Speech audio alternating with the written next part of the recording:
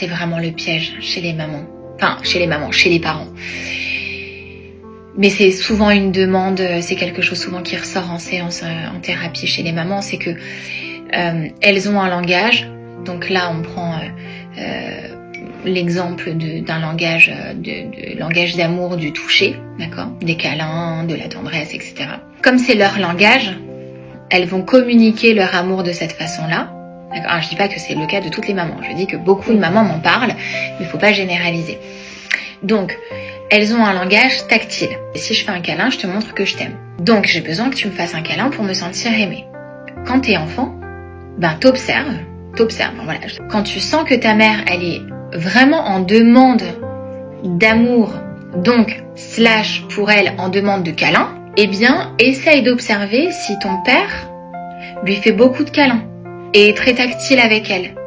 Normalement, il est censé être parti à sa rencontre, avoir identifié qu'elle avait un langage d'amour en mode tactile, lui dire que, lui, en fait, son mode d'amour, c'est peut-être les compliments, les signes de reconnaissance. J'attends à ce que l'autre fasse un pas vers moi, parce que je lui dis que moi, je suis plutôt en mode signe de reconnaissance, compliments, etc. Donc, j'attends que tu m'aimes comme ça.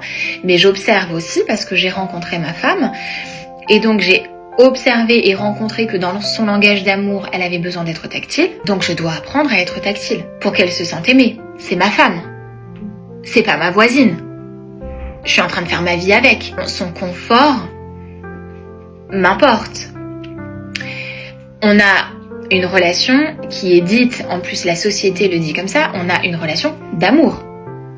D'accord ? On n'a pas une relation amicale. On n'a pas une relation de gestion de copropriété où on n'est pas collègue dans une crèche à s'occuper d'enfants. Une relation amoureuse. C'est important que ma femme me témoigne son amour en essayant aussi d'apprendre mon langage, et c'est important que moi j'apprenne à aimer ma femme en essayant d'adopter un peu son langage. Et là, toi en tant qu'enfant, t'observes que ton père, il est pas très tactile avec ta mère. Donc quelle conclusion tu fais ?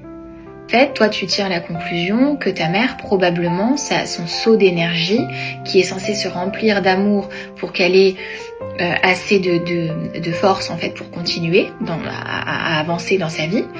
En fait, son seau il est vide. Vu que son seau se remplit d'amour et que la particularité de son seau, quand il se remplit d'amour, c'est une particularité tactile. Donc, si elle n'a pas de tactile, il n'y a pas de graines d'amour qui viennent se mettre dans son seau.